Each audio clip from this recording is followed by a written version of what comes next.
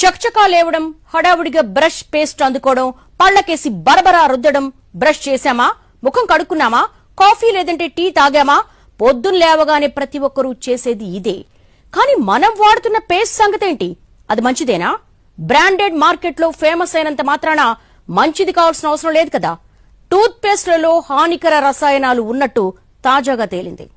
మీ tooth paste లో ఉప్పుందా అనే ads చూసి ఉంటాం. ఉప్పు మాత్రమే కాదు, ప్రమాదకర రసాయనాలు ఉన్నట్టు తేలింది.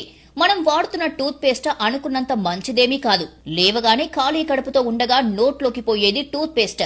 టూత్ పేస్ట్ కదా, బయటికి ఉమ్మేస్తాం కదా, ఏం కాదులే అనుకుంటే పొరపాటే.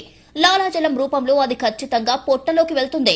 ఎంటీ స్టమక్ లోకి హానికర రసాయనాలు వెళ్తే తీవ్ర ఆరోగ్య ఇబ్బందులు ఎదుర్కోక తప్పదు.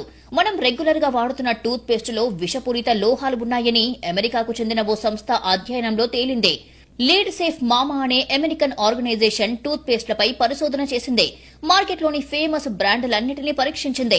51 రకాల టూత్ పేస్ట్లను తీసుకుని వాటి తయారీ, అందులో వాడుతున్న వాటిపై పరిశోధనలు చేసింది. ఈ అధ్యయనంలో దిగ్భ్రాంతికర అంశాలు బయటపడ్డాయి.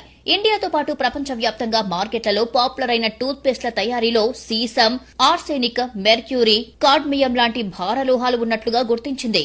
ఇది సాధారణ టూత్ పేస్ట్లలో మాత్రమే కాదు, ప్రసిద్ది చెందిన టూత్ పేస్ట్ బ్రాండ్స్లలోనూ ఉన్నాయి. సీసం, ఆర్సెనిక్, మెర్క్యూరీ, కాడ్మియం లోహాలు సాధారణంగానే మానవ శరీరానికి హాని కలిగిస్తాయి.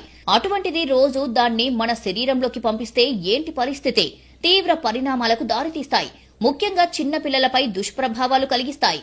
ఈ లోహాలు చర్మం, నరాల సమస్యలు, డయాబెటిక్, హార్ట్ రిలేటెడ్ ఇష్యూస్ ఉన్నవారికి ప్రమాదకరంగా పరిణమిస్తాయి. టూత్ పేస్ట్ కొనే ముందు ఒక్కరు కూడా అందులో ఉండే ఇంగ్రీడియంట్స్ ను పరిశీలించరు. మహా అయితే మ్యానుఫ్యాక్చరింగ్, ఎక్స్పైరీ డేట్స్ చూస్తారంతే.